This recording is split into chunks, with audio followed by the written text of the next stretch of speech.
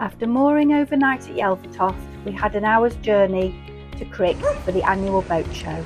So we're just slowly coming along to find our mooring now. Our friends spotted where we're going to be a couple of days ago, so we'll just carry on down towards it when there's space to get past. We were moored just north of the Crick Tunnel in a shady section with about 20 other boats, all moored up to abreast, and we had great neighbours, Sally and Dave, on Rising Damp. We'd been to Crick a few times before, but this was the first time on our boat. We enjoyed meeting up with other finesse boat owners and went to the Beer and Wine Festival with Sally and Dave.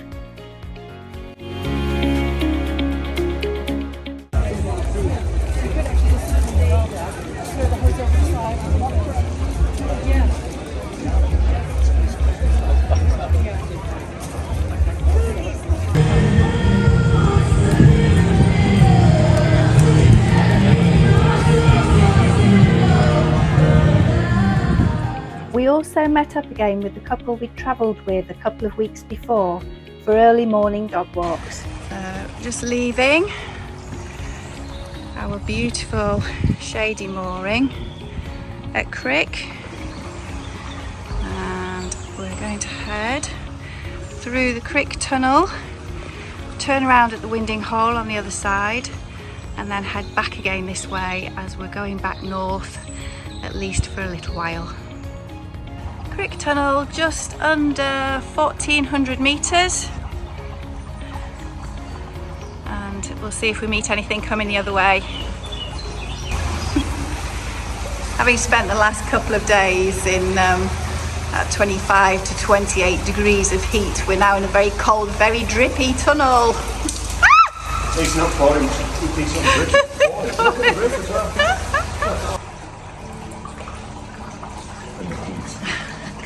Lead. Whoa. Oh my goodness. Just Like, stepped off the plane into Spain. yes. So this is where we're turning round.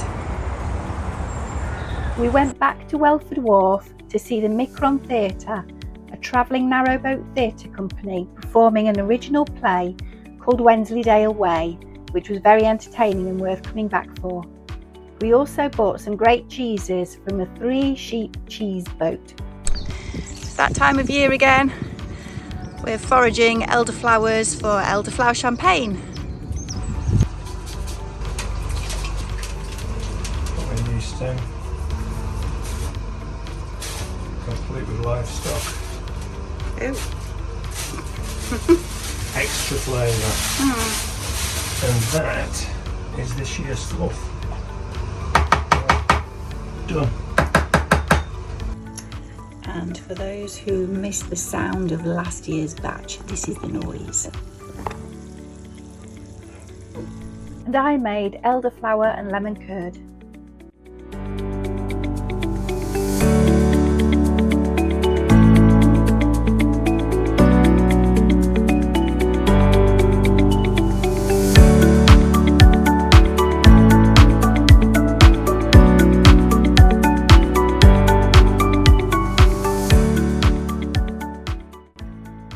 Our plans to head back north on the Grand Union Canal and River Soar was scrapped due to lock closures, so we decided to continue south.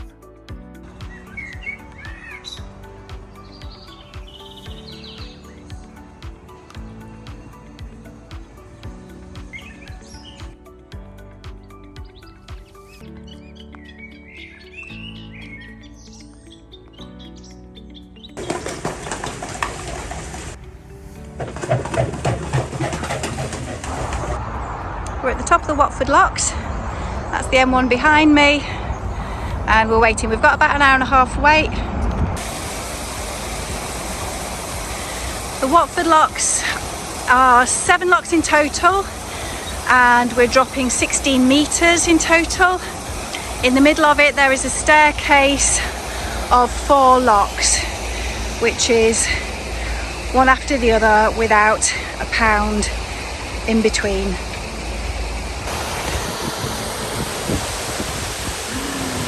Some of the gates are a bit leaky at the back.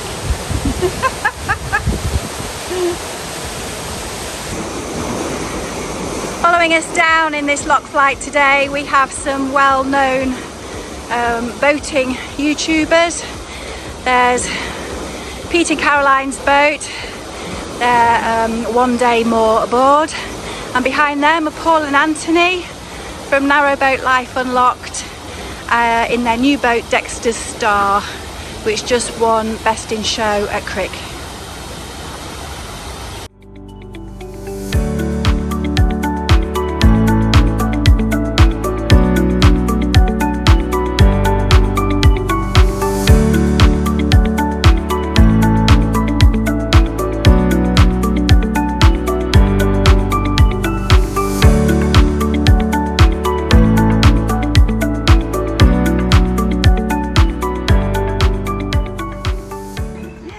It's all gone peaceful again now that we've gone past Watford Gap service station, and the M1 has gone off to the left somewhere, and we are now officially down south. This is Norton Junction, where the Grand Union Leicester line joins up onto the Grand Union main line, and we're turning right towards Braunston.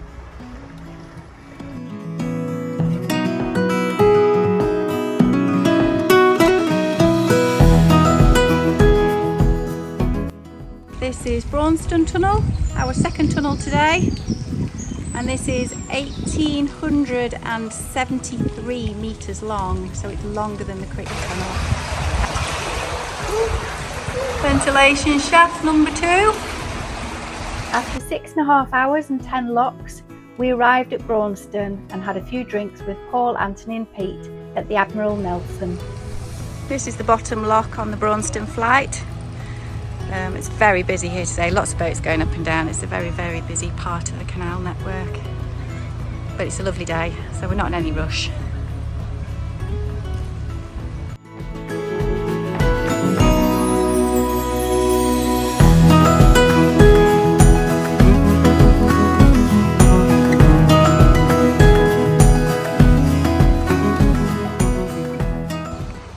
This is the junction with the Grand Union and the Oxford Canal. So the Grand Union carries on down there.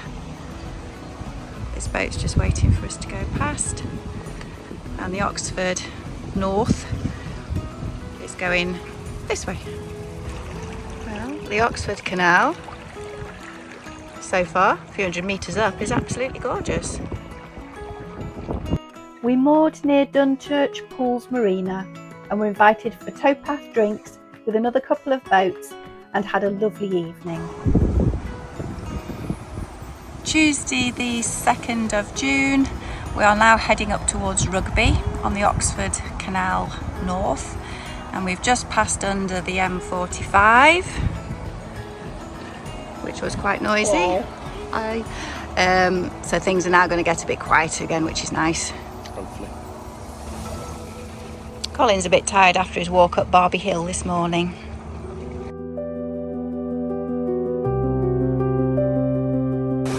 Back on single locks again, but this is the Hill Morton locks. 3 locks, but there's single locks side by side.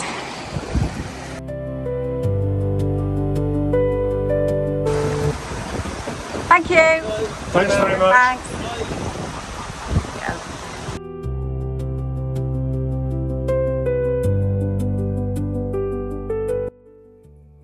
While moored at Newbold-on-Avon, Richard demonstrated his rope skills and made some Turk's heads for our tiller.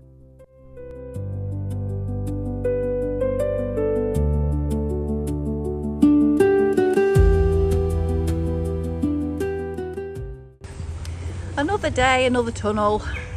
This is Newbold Tunnel. Lightest, easiest swing bridge ever. This is the end of our journey on the lovely Oxford Canal North. We have 1 lock, which goes down about a foot. At Hawkesbury Junction, we turned right onto the Coventry Canal, then right again onto the Ashby Canal. This time we travelled the full length of the canal and visited the site of Bosworth Battlefield.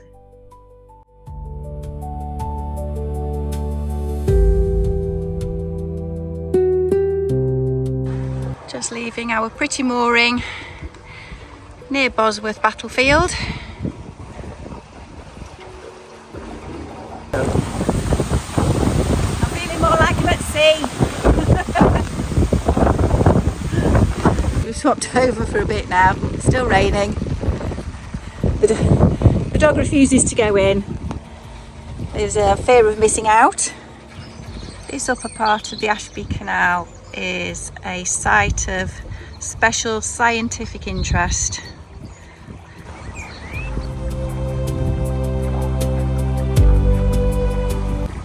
We stopped at Snareston for 3 nights, where it rained heavily, and we walked up to Snareston Wharf and a little further to the terminus of the navigable canal.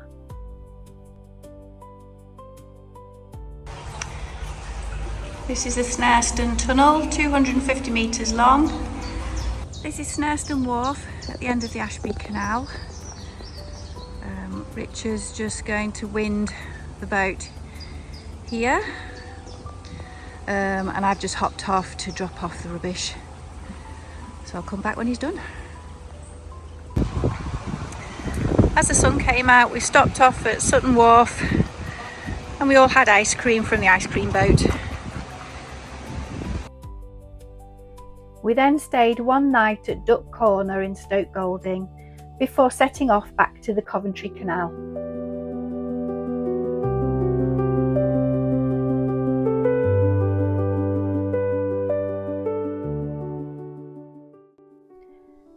The following day we went down the Atherstone flight again.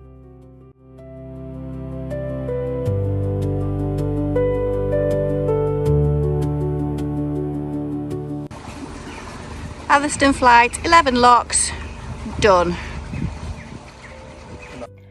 After overnight stops at Polesworth and Hopwas, we reached Fradley Junction for the 3rd time, where Colin got his picture on the Laughing Duck Cafe Doggy Wall of Fame. We then went to Ulrawas, where Colin celebrated his 10th birthday with a dip in the Trent, plenty of rolls, presents and afternoon tea for 3.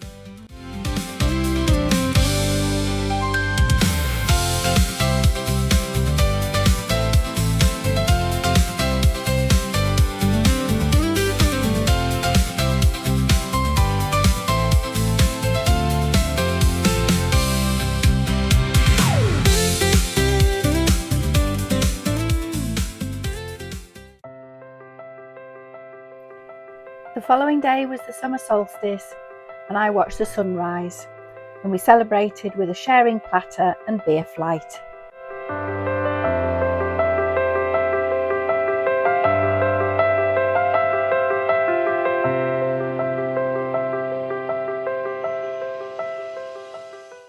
The day after, George and Sophia visited us for a pub lunch.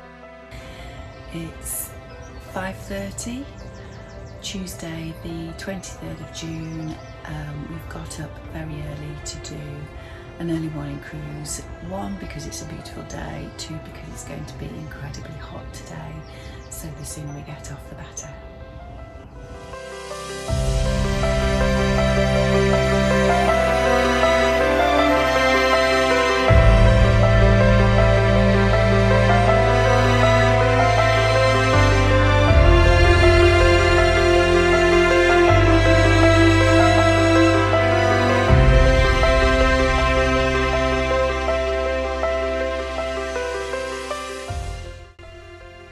We travelled from Ulrawas to Branston Water Park and arrived in time for a slap-up breakfast. And when in Branston, you have to have pickle. The next day was also very hot and we kept Colin cool whilst we travelled. I think he's enjoying that far too much.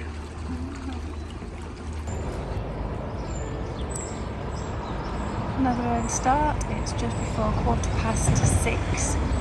Stenson Lock, biggest one we've seen in a while this.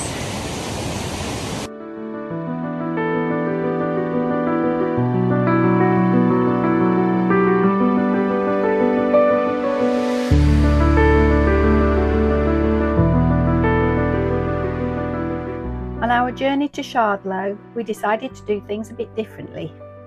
We're doing a bit of a roll swap today, so Rich has gone to do the lock, Dog's gone off with him. Words were exchanged.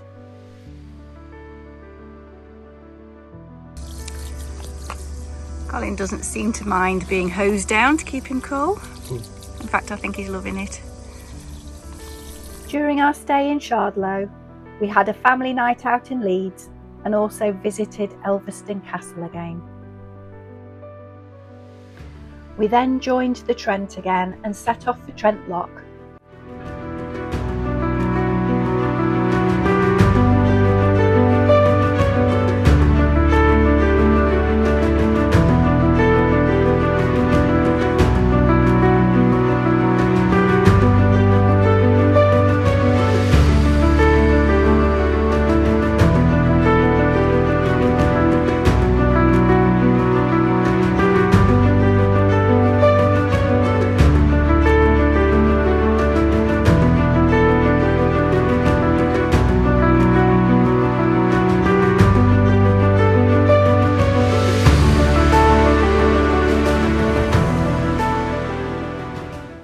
While we were there, I met up with a couple of my lovely school friends, Kate and Julia. We were going to go up the Erewash Canal, but unfortunately, due to low water levels and lock closures, we had to abandon this journey. In the last 6 weeks, we travelled 172 miles, went through 52 locks and 7 tunnels. We also completed the Leicester Ring. If you like these little films, please like and subscribe, as it gives us a warm and fuzzy feeling inside.